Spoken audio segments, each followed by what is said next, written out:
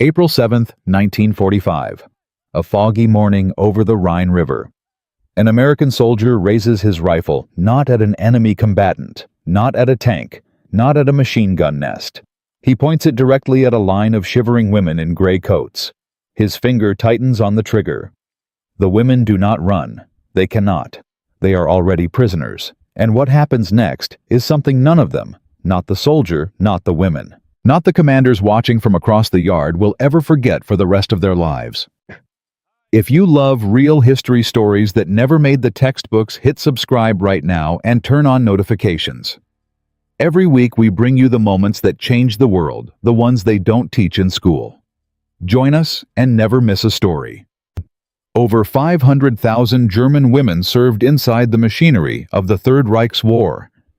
Not as housewives waiting at home, not as figures in the background. As radio operators, drivers, nurses, and clerks moving with the armies, retreating with the armies, and finally collapsing with the armies. By the spring of 1945, more than 80,000 of them would end up behind Allied wire. Cold, starving, terrified of what came next. But what happened inside those camps was nothing like what they had been told, nothing like what they had spent years dreading. And when one simple order, 3 words from an American officer on a muddy morning finally revealed the truth, some of these women broke down and wept. Not from pain, not from shame, from something they hadn't felt in years: relief. This is their story. And the ending will change the way you think about fear propaganda and what it really means to be an enemy. By 1943, Germany was losing. Not officially, not on the posters, not on the radio. But the men who read the maps knew. The Eastern Front had swallowed entire armies. Stalingrad had become a mass grave for 300,000 German soldiers. The Afrika Korps had surrendered. Allied bombers were turning German cities into rubble one night at a time. The Reich needed bodies. Millions of men had already been sent east and had not come back. So the military turned to a resource it had once promised would never be touched: its women. By 1944, more than 500,000 German women had been formally integrated into Wehrmacht, Luftwaffe, and SS auxiliary roles. They were called Helferinnen helpers. The word was deliberately gentle. It implied safety distance support from the rear. It implied that the war would not reach them. That promise was already a lie. Hannelore Voigt was 22 years old when she was assigned to a Wehrmacht signals unit in Bavaria. She was not a fighter. She had trained on a radio set in a clean school building. She wore a gray uniform and typed coded messages. She plotted coordinates on paper maps. She never fired a weapon. But when the unit retreated in early 1945, she retreated with it. There was nowhere else to go. Renate Kessler had been a supply depot clerk near the Rhine. Her work was unglamorous and completely invisible: tracking inventory, stamping forms, filing requisitions in a basement lit by a single hanging bulb. Then February came, and the American advance shattered the front in days. The depot evacuated in hours. Renate grabbed her coat and climbed into the back of a truck. No one checked her name. No one asked if she had authorization. They just drove west.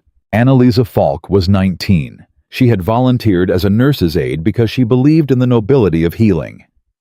She had imagined clean wards behind secure lines, wounded men recovering in ordered rows herself, moving through calm corridors with bandages and warm soup. What she found instead was a field station that moved every 3 days, operating tables made of doors, men screaming without enough morphine to quiet them, and the constant distant thunder of American artillery getting closer and closer. Waltraud Lindemann drove the truck. She was 28, older than most, and she had learned not to look at the faces in the convoy. She kept her eyes on the road and her hands on the wheel. She had a practical quality, the kind that develops when survival replaces ideology. She did not think about the Reich. She thought about fuel levels and mud depth and whether the bridge ahead would hold the weight of the vehicle. These 4 women, a radio operator, a clerk, a nurse's aide, a truck driver, had nothing exceptional about them except one thing. They survived long enough to be captured.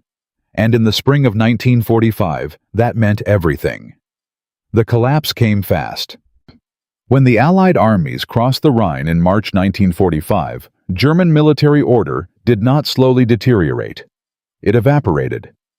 Entire divisions stopped receiving orders. Supply chains simply ceased to exist. Officers vanished. Some ran. Some surrendered immediately. Some retreated so fast they left their own units behind. And the women, those clerks, those drivers, those radio operators were swept along in the flood of defeat. Elfriede Roth had been stationed at a communications hub in the Ruhr Valley. When American forces encircled the region, the male officers left first. The women were told transport was coming. It never came. So Elfriede walked. 30 kilometers in 2 days, no food, no map. Her boots destroyed her heels. She tore strips from her undershirt to wrap them. The cloth soaked red within an hour. She kept walking. Traudl-Worth had not even been military. She was a civilian translator attached to a local headquarters staff. When the staff evacuated, she begged a seat in one of the trucks. She had a husband in a prisoner of war camp somewhere in France. She needed to survive long enough to find him. They let her climb in. No one checked her papers. Surrenders happened in pieces, in fragments, at different moments and different places. Some women were stopped at roadblocks. Some were captured in mass surrenders on open roads. Some were found hiding in barns or in the cellars of abandoned schools. Hannelor's unit was stopped on a country road outside Kassel by a patrol of young American soldiers who looked almost as confused as their prisoners. One soldier called his sergeant. "What do we do with them?"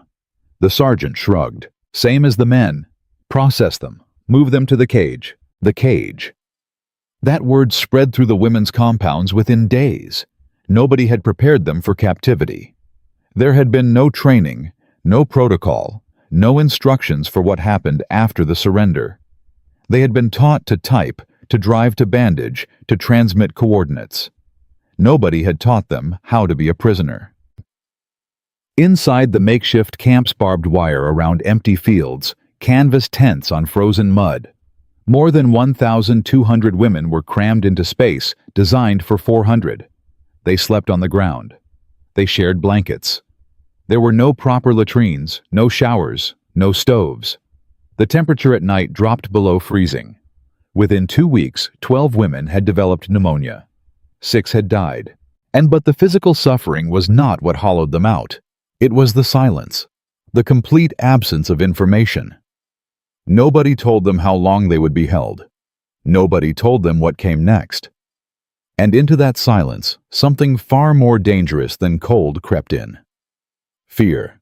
Not ordinary fear. Weaponized fear. The kind that had been manufactured and distributed deliberately for years.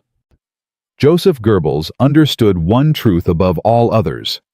Fear of the enemy kept people obedient.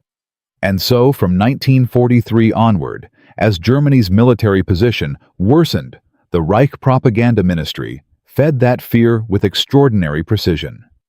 Posters appeared in train stations and market squares, brutal caricatures of Allied soldiers beneath bold warnings.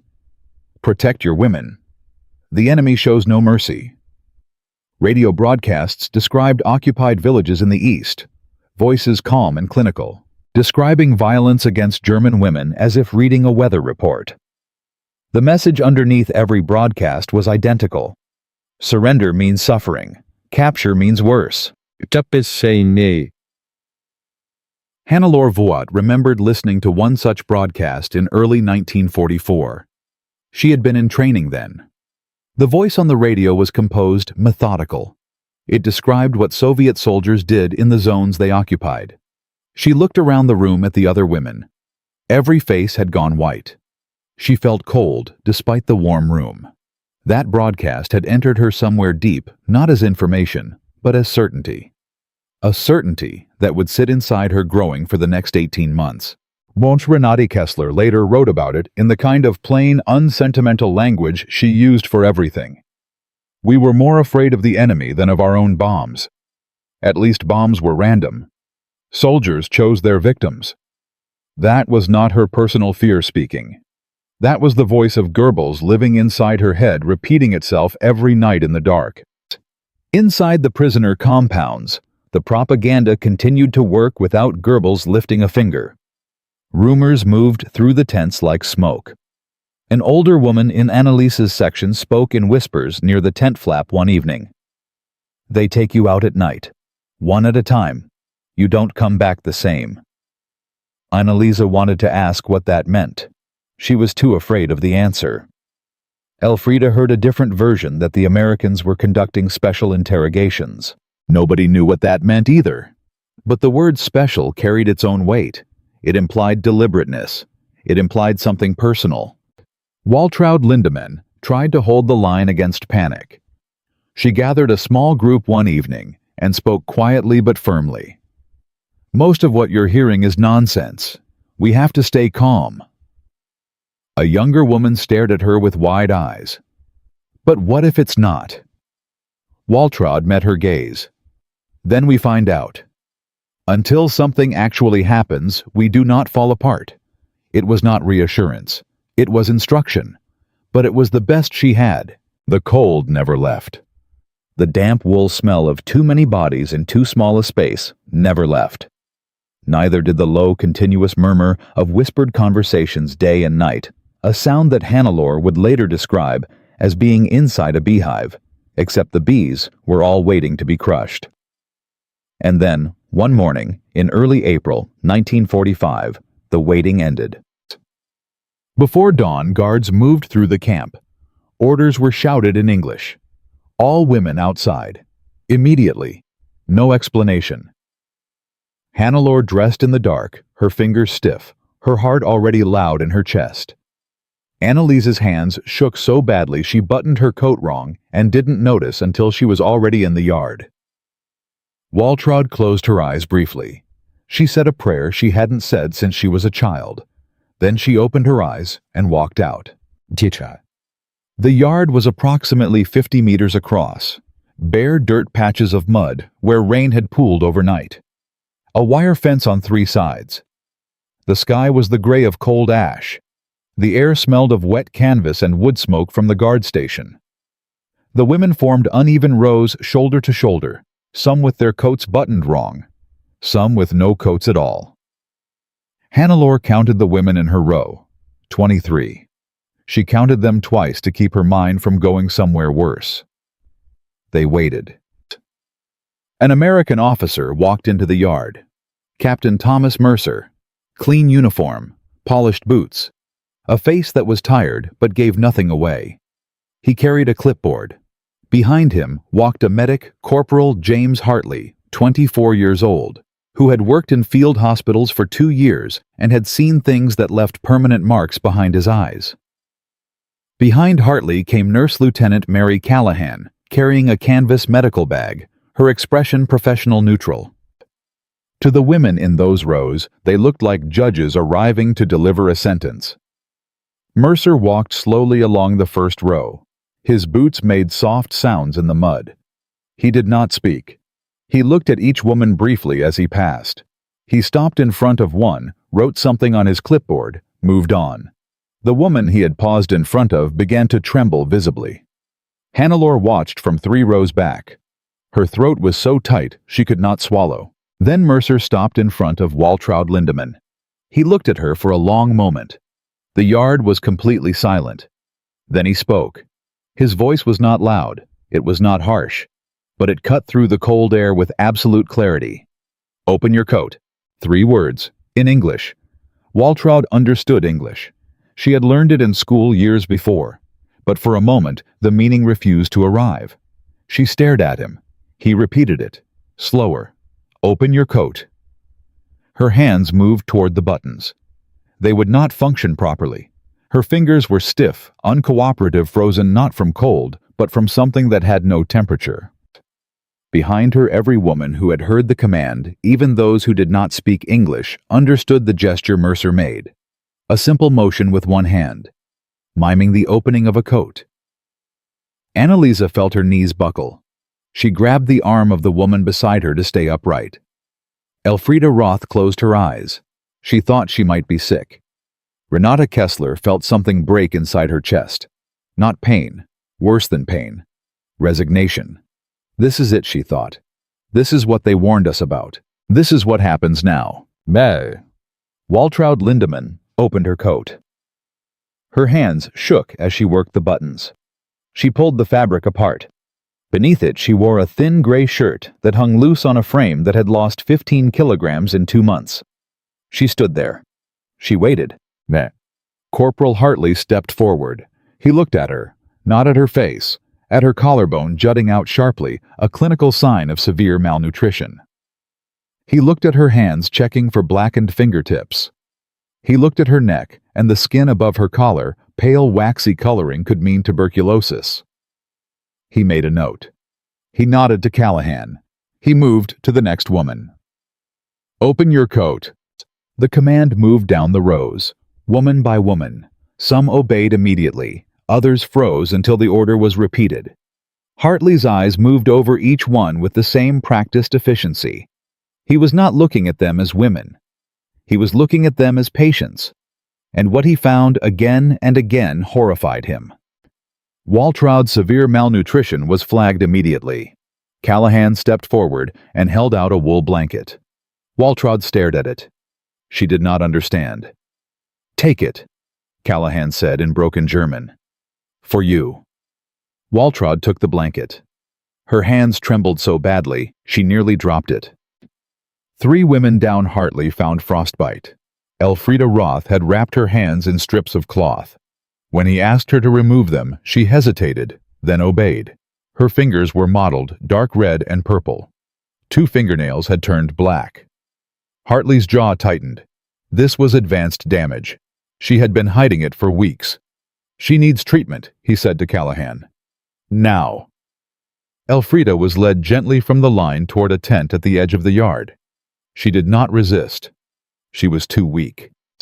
The other women watched her go in silence. By the time the inspection ended 40 minutes later, Hartley had flagged 22 women for immediate medical attention. His clipboard read like a triage report from a battlefield. Severe malnutrition, advanced frostbite, suspected tuberculosis, infected wounds, respiratory distress, advanced lice infestation, edema from starvation. 17 women were held back from the line. Not for punishment, for treatment. They were taken to a medical tent at the edge of the compound. Inside cots, blankets, a small stove, bandages, disinfectant. Nurse Callahan moved between them, checking pulses, listening to lungs, cleaning wounds with careful hands. Annalise Falk, who had been coughing blood for 3 days and had told no one out of pure terror, lay on a cot wrapped in 2 blankets while Callahan pressed a stethoscope to her chest. Pneumonia, Hartley said. She needs antibiotics and rest. Annalise's eyes filled with tears. Not from fear. From something she hadn't felt in months. Relief. Back in the barracks, the women who had been examined and dismissed began to speak in careful whispers. They didn't do anything. They just looked. They gave Waltraud a blanket. They took Elfrida to the tent, but she's lying down. They're wrapping her hands. Renata Kessler sat very still. Then she said it quietly. It was medical. It was a medical inspection. The woman beside her stared. You're sure? Renata was silent for a moment. Then she nodded slowly. I think so. Not cruelty. Not what the posters promised. Not what the radio broadcasts described. Not what the whispered stories in the dark had prepared them for. Just a medic's tired eyes. A nurse's careful hands. A wool blanket pressed into shaking fingers. The certainty they had carried for years, that absolute, unquestionable certainty, built from 1,000 posters and broadcasts and rumors, had just met reality. And reality was winning. But the night was still cold. The ground was still hard. The barbed wire was still there. And in the morning, when Elfrida returned from the medical tent with clean white bandages on her damaged hands and said they had given her hot soup and let her sleep in a heated space when she stood in the doorway, and the other women stared at her with expressions they couldn't name, something in the camp shifted. Something that would take all of them years to fully understand. Fear can survive one night of mercy. It tells itself that mercy is a trick, that patience is strategy, that the enemy is simply waiting. In Part 2, we will see what happened when the women of that camp stopped asking whether the Americans meant it and started asking a question far more dangerous. What else had they been lied to about? The answer will shock you. In the spring of 1945, 6 women stood in a muddy yard near the Rhine and opened their coats for an American officer. They expected the worst. They received a wool blanket and a medic's clipboard note. Elfriede Roth came back from the medical tent with clean bandages and hot soup. Anneliese Falk was treated for pneumonia she had been hiding for 3 days.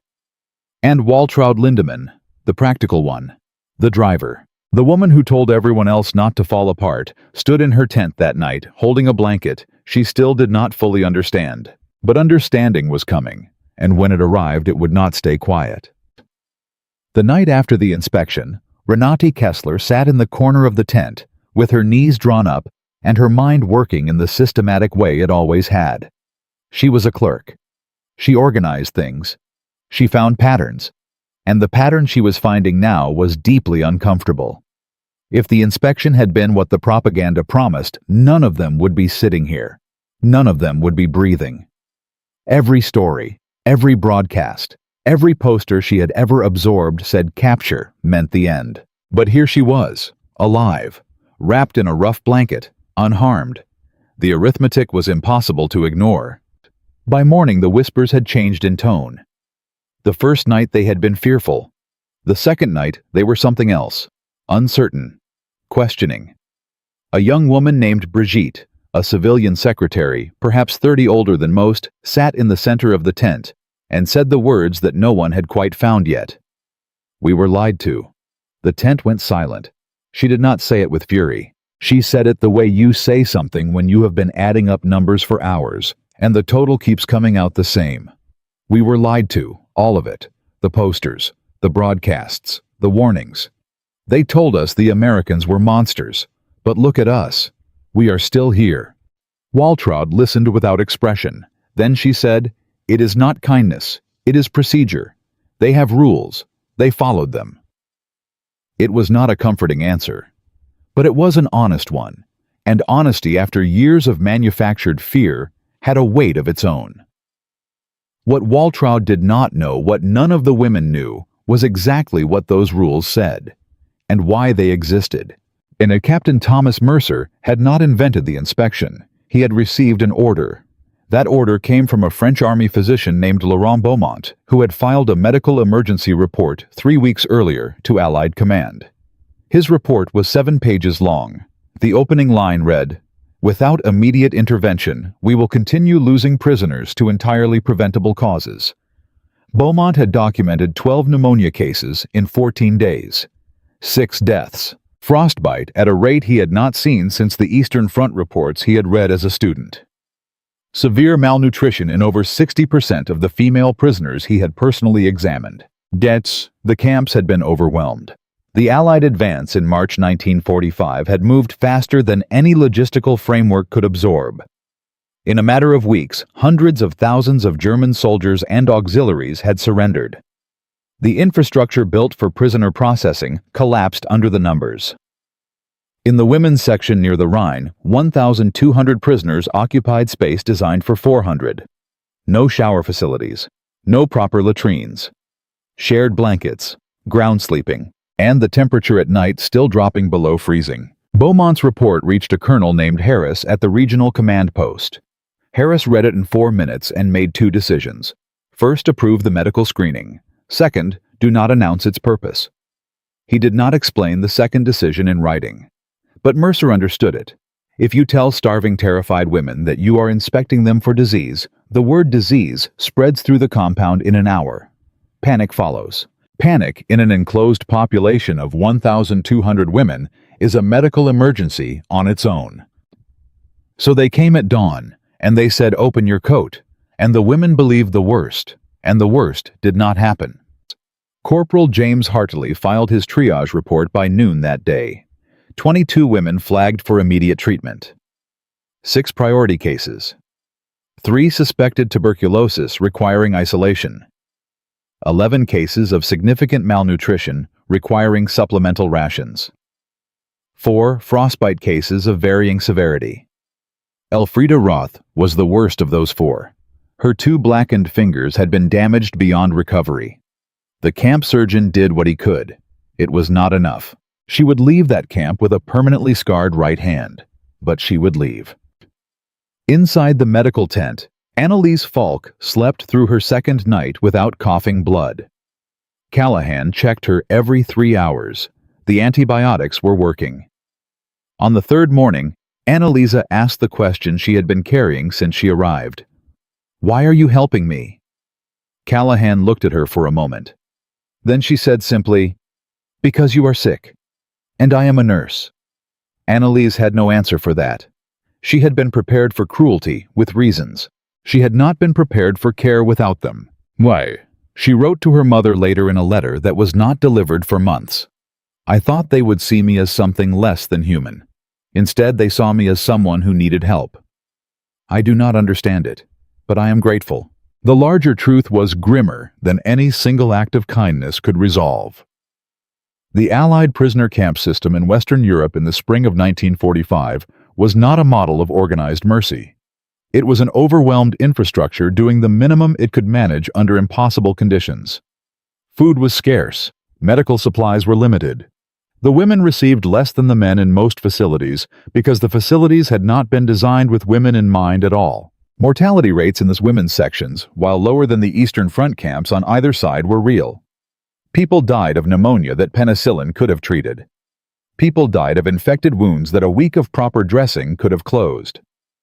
The inspection that saved Elfriede's hand that caught Anneliese's pneumonia was not routine. It happened because one French doctor wrote an unusually blunt report, and one American colonel read it quickly and acted. Dose. In most compounds, nobody wrote that report. In most compounds, the women waited and deteriorated, and some of them stopped waiting entirely. That context mattered, not because it negated the mercy, but because mercy without structure is not policy. It is weather. It arrives and departs without warning. Renate Kessler, the clerk. The pattern finder understood this instinctively. When she finally articulated it years later in a university archive interview, she chose words that surprised the researcher asking the questions. "The Americans were not kind to us because they liked us," she said.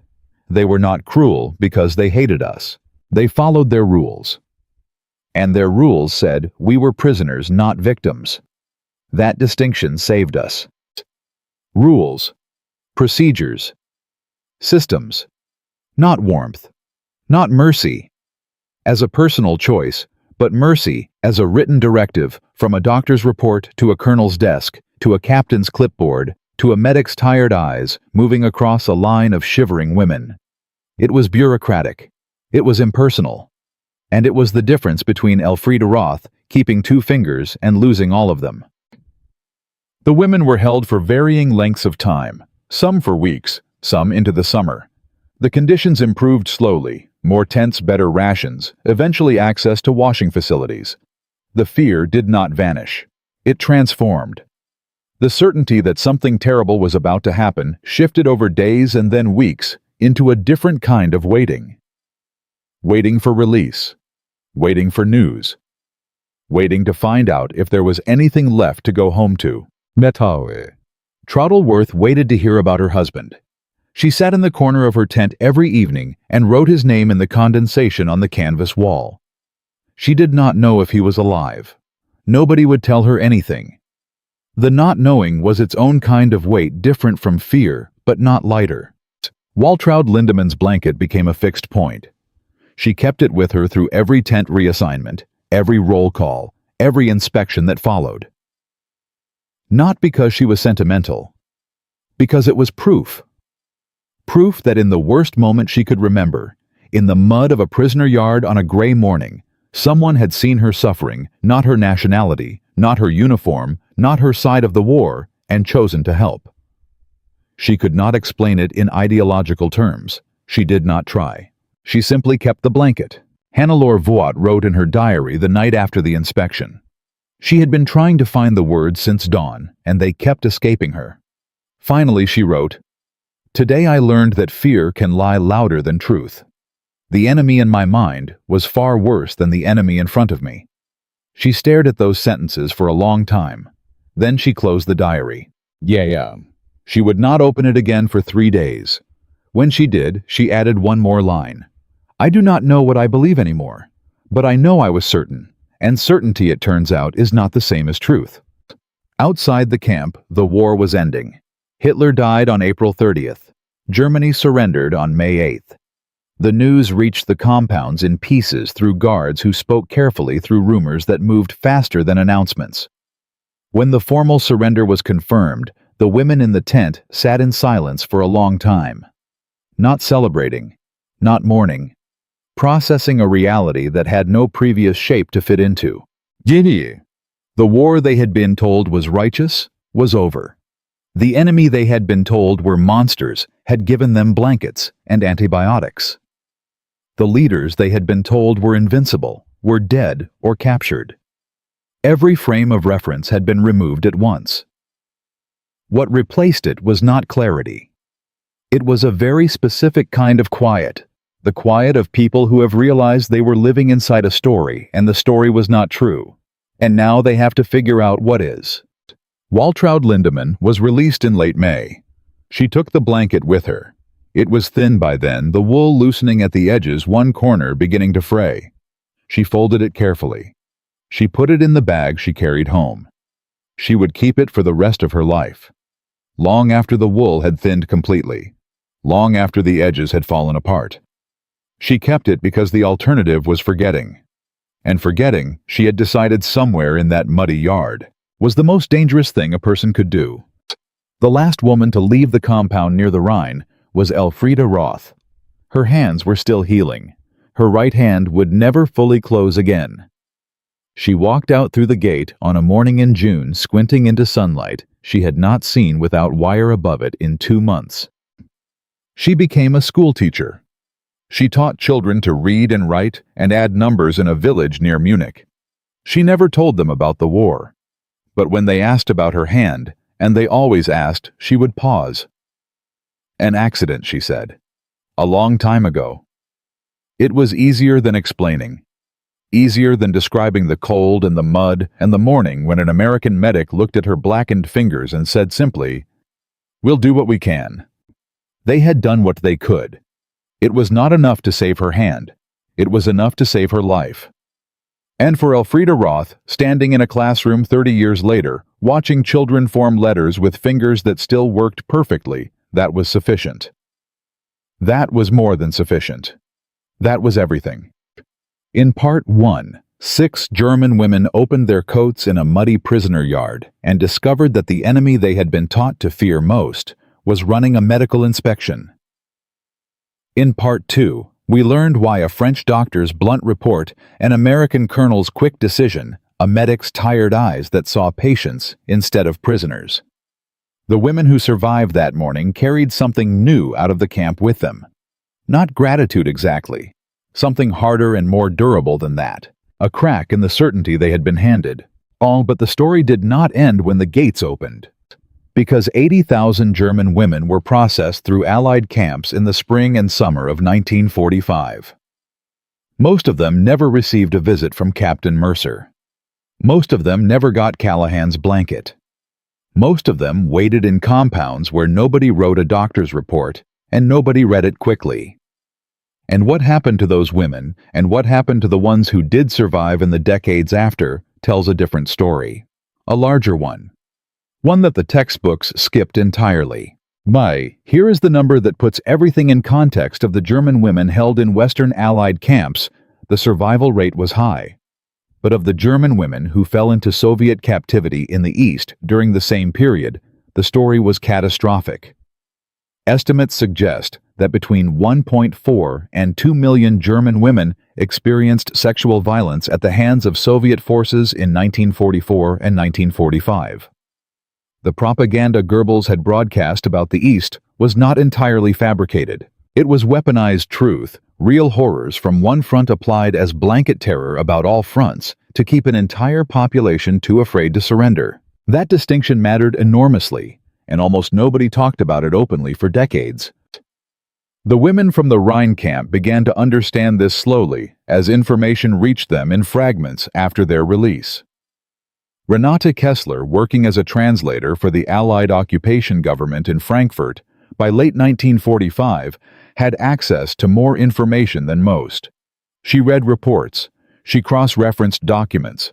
She was a clerk by training and a pattern finder by nature. What the patterns showed her was not simple. The Americans had rules that protected prisoners in the West. Those rules were imperfect, inconsistently applied, and frequently overwhelmed by logistics. But they existed. They had teeth. In the East, different rules had applied, or no rules, depending on the unit and the officer and the day. The women from the Rhine camp had been lucky in a very specific structural way. They had surrendered to an army operating under the Geneva Conventions with enough institutional pressure to enforce them imperfectly but genuinely. That was not fate. It was geography. And it was not a lesson anyone in power was eager to publicize in 1945, because publicizing it meant acknowledging what was happening in the East, and the Soviet Union was still an ally for the purpose of the Pacific War. And politics had its own rules that overrode most others. So the women went home, and they were quiet. Not because they had been ordered to be quiet, because silence was easier than the alternative. Germany in 1945 was not a country that had space for nuance. It was rubble, literal and moral. The people who had survived wanted to survive further, to eat, to find missing relatives, to heat a room through winter. Discussing the psychological complexity of having feared American soldiers and then received antibiotics from them was not a priority when you were standing in a food queue in November. Hannelore Voigt returned to Bavaria. Her family home had half a roof. Her mother wept when she walked through the door. Her father sat in silence for 3 days before he could speak. She did not tell them about the inspection in the yard. She did not tell them about the fear or the blanket or the medic who looked at her and moved on. She told them she was fine. She told them she had been treated correctly. She put her diary in a box under the bed and did not open it for 11 years. Traudl Wirth found her husband. He had survived his prisoner of war camp in France. He came home in the autumn of 1945, thinner than she remembered, quieter in ways she could not identify. They did not discuss what had happened to either of them. They were not unusual in this. An entire generation made the same silent agreement. We survived. We do not need to explain how. They married properly in a civil ceremony they had never had time for before the war. They had children. They moved forward. The weight of the unspoken was a shared weight which made it almost bearable. Waltraud Lindemann never married. Her brother was dead on the Eastern Front. Her fiancé had disappeared near Stalingrad, not dead exactly because nobody had confirmed it, just absent in a way that became permanent. She settled in Hamburg and worked in a bakery. She rose early. She worked with her hands. She was good at it.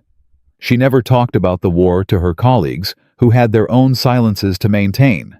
But she kept the blanket. Long after it had thinned and frayed and lost any practical warmth, she kept it folded in the bottom of a drawer. Proof that the moment had been real, that someone had seen her and chosen to help. The silence lasted approximately 1 generation. In the 1970s and 1980s, historians and journalists began collecting oral testimonies from the surviving women of that era. They were older now. Their children were grown. The immediate pressure of survival had lifted enough to allow memory to surface. And what surfaced was complicated and often contradictory and frequently painful and absolutely essential. Hannelore Voigt opened her diary for researchers in 1978. She was 55 years old. She sat across from a young historian at a university in Munich and read sections of it aloud in a voice that was careful and controlled. When she reached the entry, written the night after the inspection, "Today, I learned that fear can lie louder than truth." She stopped. The historian waited. Then Hannelore said, "I have thought about that sentence for 30 years. I still think it is the most important thing I have ever written. Not because it was wise, because it was true. And I did not want it to be true. I wanted the fear to have been justified, because if the fear was wrong, then I had to ask what else was wrong. and that question had no comfortable ending. What the historians found across dozens of testimonies was a consistent structure of experience. The propaganda had been internalized completely. The physical reality of the camps had been terrible, but survivable in the West. The gap between the expected experience and the actual experience had created a cognitive rupture that most of the women had managed by not speaking about it for decades. And underneath that rupture was a more fundamental question that Brigitte had voiced in the tent in April 1945, and that none of them had fully answered. What else had they been lied to about? For some women, the answer led to political disengagement. They did not vote. They did not join organizations. They did not trust institutional narratives. If the Reich had lied about the enemy, there was no obvious reason to believe the next government's framing of anything. Cynicism was a rational response to having been comprehensively deceived. For others, the answer led somewhere different. Renate Kessler became involved in reconciliation efforts between Germany and France in the 1960s. She attended meetings. She translated documents. She believed carefully provisionally on the basis of specific evidence rather than ideology that the rules governing how nations treated their enemies mattered more than almost anything else in determining outcomes. Her experience in the Allied camp had given her that belief, not because the Americans were good, but because their rules, imperfect and inconsistently applied, had been better than the alternative. Rules mattered. She built her second professional life on that premise. Anneliese Falk never stopped being surprised by what had happened to her. 40 years after the camp in a farmhouse in the countryside, she told an interviewer that she still thought about Nurse Callahan. Not every day, but regularly. She had never learned Callahan's first name. She had never tried to find her. She did not know if Callahan was still alive, but she thought about the moment when Callahan had pressed the stethoscope to her chest and listened, and then moved with quiet efficiency to arrange treatment for a 20-year-old enemy prisoner who had been hiding her illness out of pure terror. "Because you are sick," Callahan had said, "and I am a nurse." Anneliese had spent 40 years turning that sentence over. It was the most radical thing anyone had ever said to her.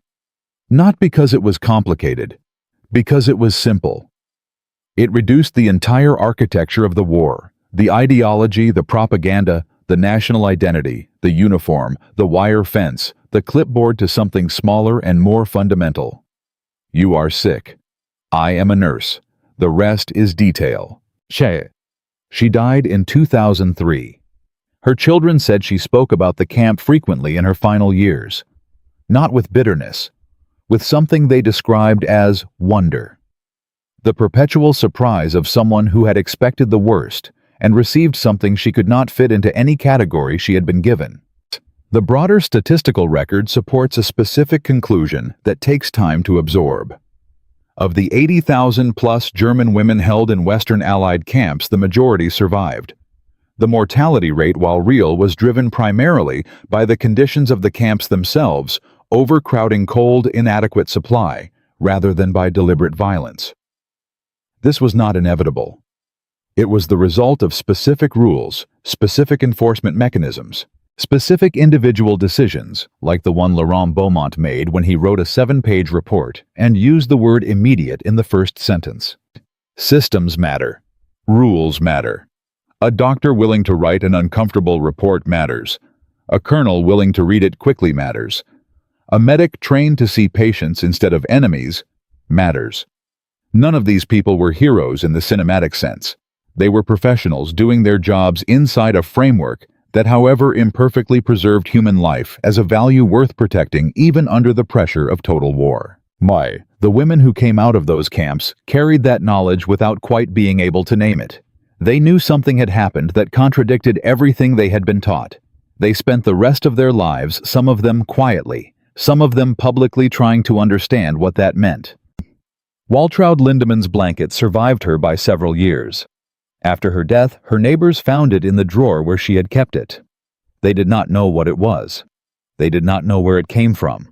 They kept it anyway because it had clearly meant something to her, and that was enough reason to treat it carefully. It was thin. The wool had loosened completely.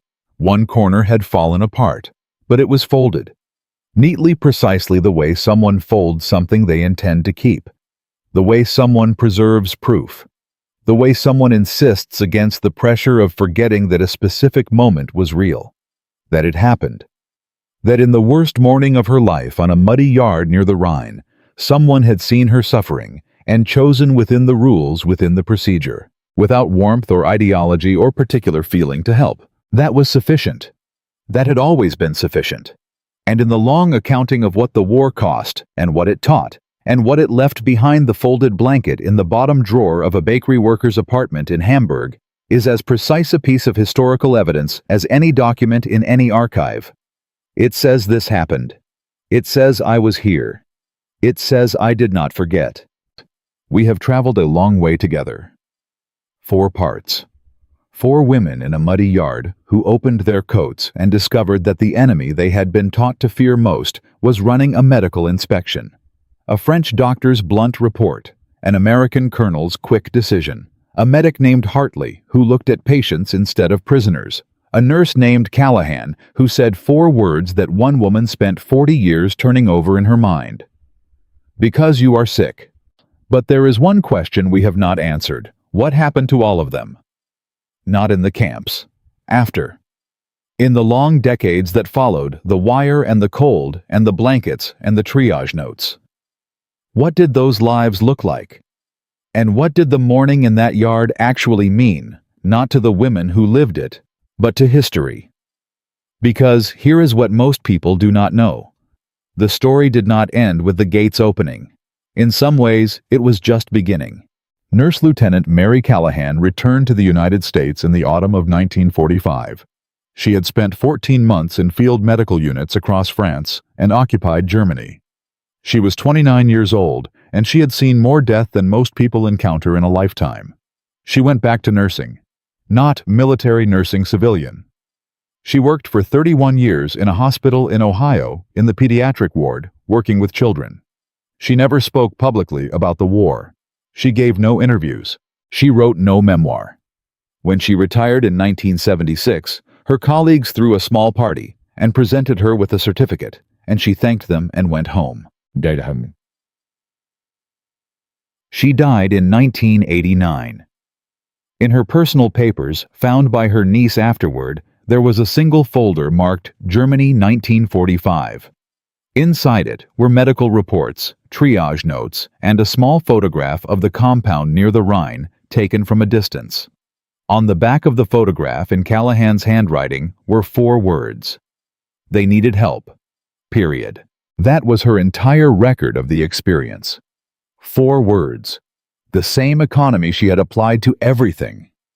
The same refusal to make herself the center of a story that she understood belonged to someone else. Corporal James Hartley became a physician.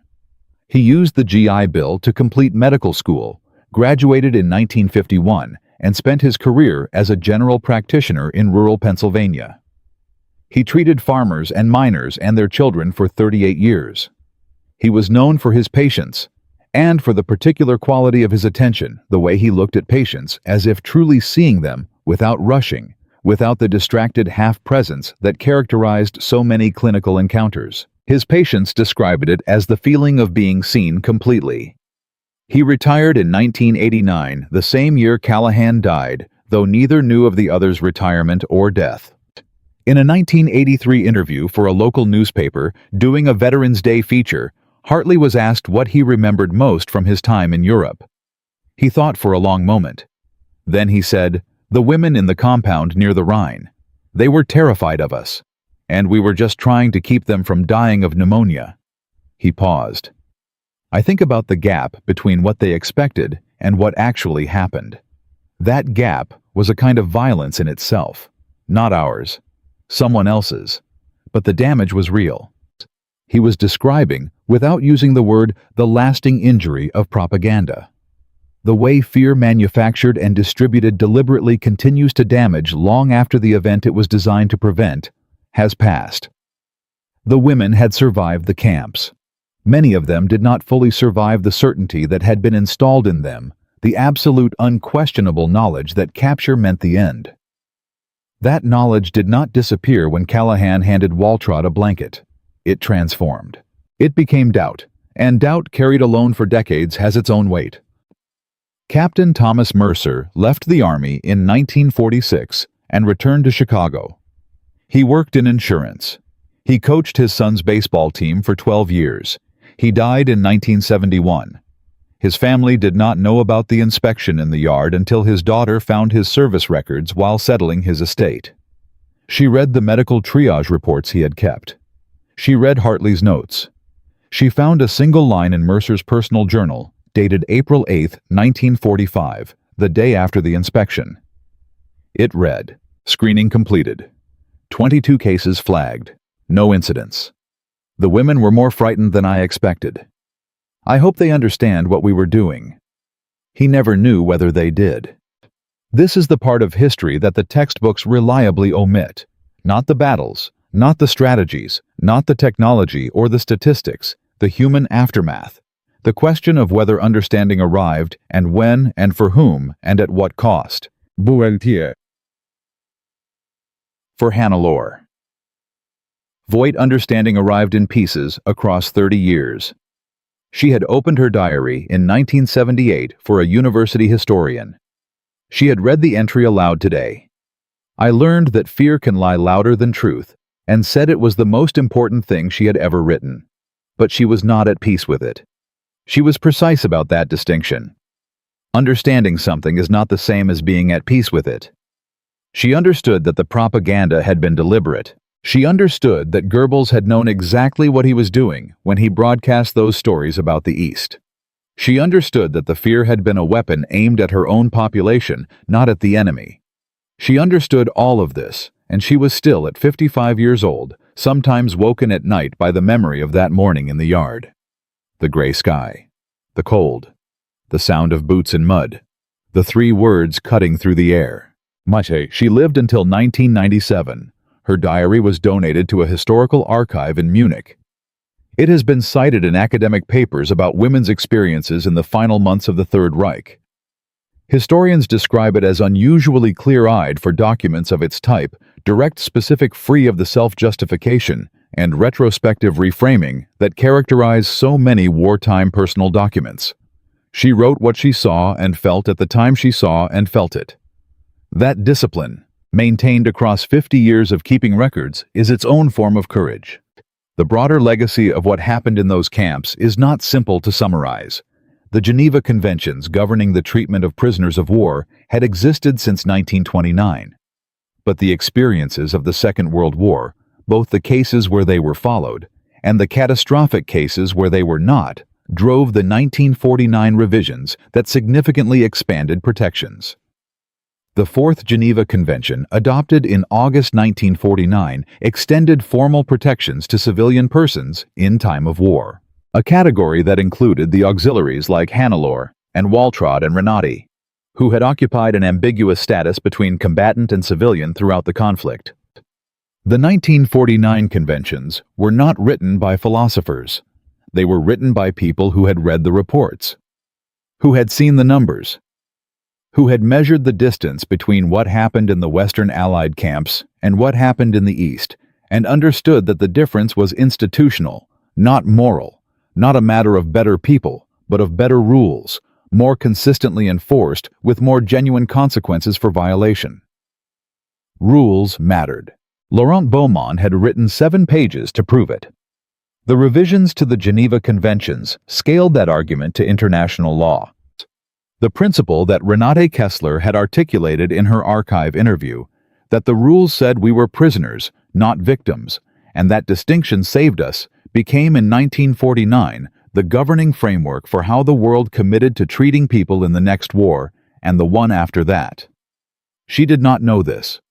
She was working as a translator in Frankfurt and raising 2 daughters and did not follow international law developments particularly closely. But the thing she had lived through, the specific mechanism that had kept her alive, became codified, became mandatory, became in principle, if not always in practice, the standard. This is what legacy looks like when it works correctly. Not monuments, not medals. A French doctor writes a blunt report. An American colonel reads it quickly. A medic treats prisoners as patients. 6 women survive pneumonia and frostbite. One woman writes it all down in a diary. 30 years later, historians read the diary. The testimony shapes the scholarship. The scholarship shapes the policy. The policy shapes the next war. Not perfectly, not completely, but measurably. Now for the detail that most people do not know. The one that changes the shape of the story slightly. In 2019, a researcher at a German university working on a project about post-war reconciliation organizations discovered a correspondence in an archive in Frankfurt. It was a series of letters exchanged in 1968 between Renate Kessler, then working in reconciliation efforts, and a French woman who had been involved in administering the Allied camps in 1945. The French woman's name was Simone Laurent. She was the niece of Dr. Laurent Beaumont, the physician who had written the 7-page medical emergency report that triggered the inspection in the yard. Renate had not known this when she began corresponding with Simone. They had connected through a Franco-German dialogue organization brought together by shared interest in post-war reconciliation. They corresponded for 3 years before Simone mentioned almost in passing that her uncle had been a camp physician near the Rhine in 1945. Renate had written back immediately. She asked the name of the compound. Simone confirmed it. The woman who had organized information found patterns and concluded that rules had saved her life, had spent 20 years working alongside the niece of the man whose report had created those rules in that specific place on that specific morning. Neither of them knew it for 3 years. The connection had existed invisibly the entire time. When Renate finally understood it, she wrote to Simone, "Your uncle wrote a report. I did not know about it until years later. But I was in that yard. I was one of the women his report was written to protect. I want you to know that it worked. That is all. It worked." Simone Laurent kept that letter for the rest of her life. From a prisoner yard on a cold morning in April 1945, where 6 women opened their coats in terror and received a medic's assessment and a wool blanket, to the 1949 Geneva Conventions that extended those protections to civilians across the entire world. The distance is long, but the line is direct. It runs through a doctor's report, a colonel's decision, a medic's tired eyes, a nurse's 4 words, a diary kept for 50 years, and a letter written in 1968 that said simply, "It worked." That is the answer to the question this story has been asking since the first morning. Not whether the Americans were good, or the Germans were bad, or the propaganda was sophisticated, or the camps were adequate. The answer is simpler and harder than any of those things. Someone saw suffering.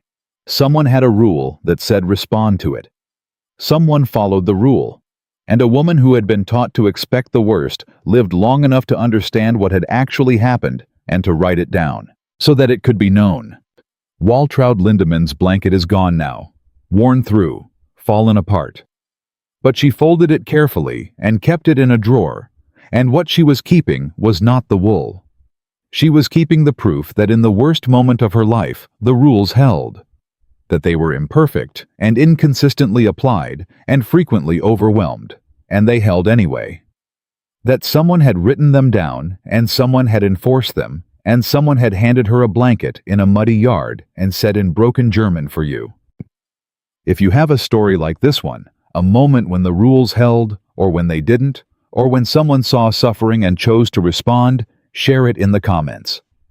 These are the stories that history forgets first and needs most. Subscribe if you want more of them. There are hundreds. Each one matters. Fear can be manufactured. Rules can be written. And sometimes, not always, not automatically, but sometimes the rules are strong enough to survive the fear. That is not a small thing. That is, in fact, everything.